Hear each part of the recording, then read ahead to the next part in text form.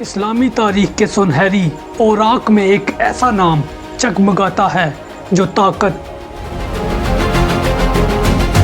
عدل، علم اور فتوحات کی علامت ہے۔ صرف 17 سال کی عمر میں ایک نوجوان تخت پر بیٹھتا ہے۔ باپ کی شہادت کے بعد ایک ایسی عظیم سلطنت اس کے ہاتھ میں آتی ہے جس کی حدود مشرق سے مغرب تک پھیلی ہوئی ہے۔ اب سوال یہ تھا کہ ایک کم عمر حکمران اتنے بڑے بوجھ کو کیسے سنبھال سکتا ہے، لیکن تاریخ گواہ ہے کہ نہ صرف اس نے سنبھالا بلکہ دنیا کو حیران بھی کر دیا۔ یہ وہی سلطان ہے جس کی فتوحات نے بازنطینی سلطنت کو ہلا کر رکھ دیا تھا، جس کے حکم سے اسلام کا پرچم بحیرہ روم سے یمن اور قفقاز سے مقدس حجاز تک لہرانے لگا۔ یہ وہی سلطان جس کے ہاتھوں میں مکہ اور مدینہ کی خدمت کا اعزاز آیا، لیکن اس کی عظمت صرف فتوحات تک محدود نہیں تھی۔ اس کے وزیر اعظم نظام الملک طوسی نے اس کے دور میں مدارس نظامیہ قائم کیے جو صدیوں تک علم و حکمت کے مینار بنے رہے۔ اس کے دربار میں ایسے لوگ شامل تھے جن کے ساتھ مل کر اس نے دنیا کا سب سے درست کیلنڈر بنایا، جس کا نام جلالی کیلنڈر تھا۔ یہ کہانی صرف جنگوں اور فتوحات کی نہیں، یہ علم، عدل اور انصاف کی بھی ہے، لیکن ساتھ ہی ایک سوال یہ بھی چھوڑتی ہے، اگر یہ کچھ عرصہ اور زندہ رہتے تو کیا صلیبی جنگیں کبھی کامیاب ہوتی؟ یہ ہے وہ داستان جو دل کو جھنجھوڑ دیتی ہے، یہ ہے وہ سنہری باب جو تاریخ اسلام کو روشن کرتا ہے۔ یہ کہانی ہے سلطان ملک شاہ سلجوقی کی۔ دوستو، ملک شاہ سلجوقی کی پیدائش 1055 عیسوی میں ہوئی۔ وہ عظیم فاتح الپ ارسلان کے بیٹے اور سلجوقی سلطنت کے ولی عہد تھے۔ بچپن ہی سے ان کی تربیت جنگی ماحول میں ہوئی۔ گھڑ سواری، تیر اندازی، سپہ گری میں وہ کمال رکھتے تھے۔ چھوٹی عمر سے ہی والد انہیں جنگی مہمات پر ساتھ لے جاتے تاکہ سیاست اور حکمت عملی کی تربیت دے سکیں۔ یہی وجہ ہے کہ کم سنی کے باوجود ان میں ایک کامیاب سپہ سالار اور حکمران کی جھلک نظر آتی تھی۔ 1071 عیسوی میں جب جنگ ملازگرد میں الپ ارسلان نے بازنطینی سلطنت کو تاریخی شکست دی تو اس وقت بھی ملک شاہ اپنے والد کے ساتھ موجود تھے۔ یہ تجربہ ان کے لیے عملی زندگی کا پہلا بڑا سبق تھا، لیکن تقدیر نے جلد ہی انہیں آزمائش کے سامنے کھڑا کر دیا۔ دوستو، 1072 عیسوی میں جب الپ ارسلان ایک مہم کے دوران شہید ہوئے تو صرف 17 سالہ یہ بچہ ملک شاہ تخت پر بیٹھا۔ یہ وہ لمحہ تھا جب دنیا نے سوچا کہ اتنی بڑی سلطنت کو ایک کم سن بچہ کیسے سنبھالے گا، لیکن اللہ نے اس نوجوان کو غیر معمولی صلاحیتوں سے نوازا تھا۔ ملک شاہ نے اپنے باپ کے تجربہ کار وزیر اعظم نظام الملک طوسی کو اپنے ساتھ رکھا۔ یہی فیصلہ ان کے دور کی سب سے بڑی طاقت ثابت ہوا۔ نیا سلطان نہ صرف سلطنت کو سنبھالنے میں کامیاب ہوا بلکہ اس نے اسے مزید وسعت دینے کا عزم بھی کیا۔ یوں ایک نوجوان شہزادہ تاریخ کے سب سے عظیم سلاطین میں شامل ہونے کے سفر پر روانہ ہوا۔ جب 17 سالہ سلطان ملک شاہ تخت پر بیٹھے تو سب سے بڑی مشکل سلطنت کے سرداروں اور امراء کا اعتماد حاصل کرنا تھی۔ کئی جرنیل اور امراء سمجھتے تھے کہ یہ کم عمر سلطان اتنے بڑے خطے کو نہیں سنبھال پائے گا۔ دوستو، سلجوقی سلطنت اس وقت وسطی ایشیا، ایران، خراسان، عراق اور شام تک پھیلی ہوئی تھی۔ ایسی وسیع سلطنت کو سنبھالنے کے لیے نہ صرف عسکری طاقت बल्कि गैर मामूली सियासी हिकमत अमली भी दरकार थी। लेकिन मलिक शाह ने अपने वालिद के मशीर निज़ामुल मुल्क तोसी को वज़ीर आज़म के तौर पर बरकरार रखा।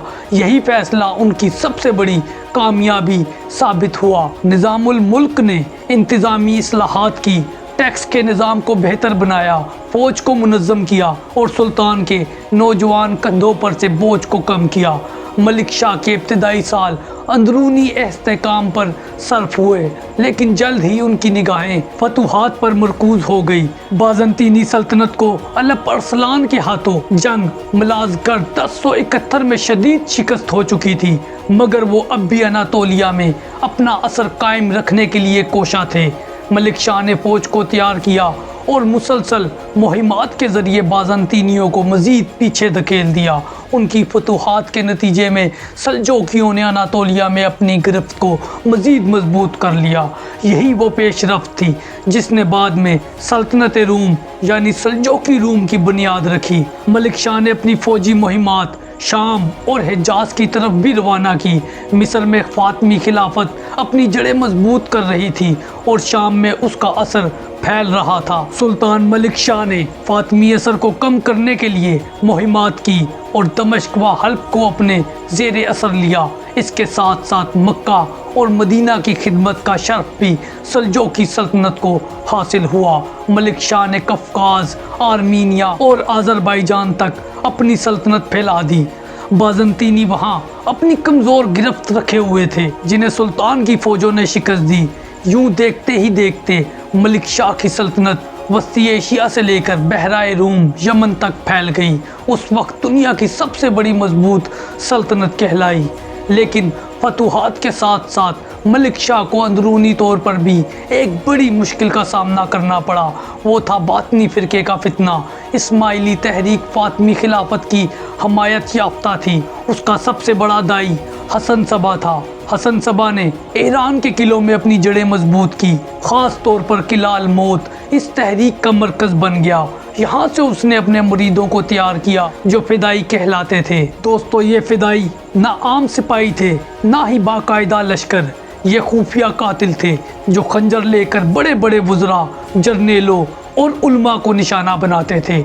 इनका मकसद था कि सल्जोकी सल्तनत के सतून हिला दिए जाएं ताकि फ़ातिमी खिलाफत को फ़ायदा पहुँचे। और इस वक्त सबसे बड़ा सानहा ये था कि इन्हीं फ़दाइयों ने निज़ामुल मुल्क तूसी को कत्ल कर दिया।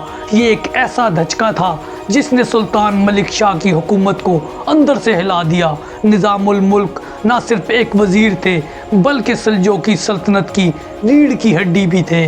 उनके कत्ल ने सल्तनत को एक बड़ा नुकसान पहुँचाया। इन तमाम मुश्किलात के बावजूद सुल्तान मलिक शाह ने हिम्मत ना हारी और ना पीछे हटे। वो जानते थे अगर सल्तनत को कायम रखना है तो ना सिर्फ बाहर के दुश्मनों से बल्कि अंदरूनी फितनों से भी निमटना होगा।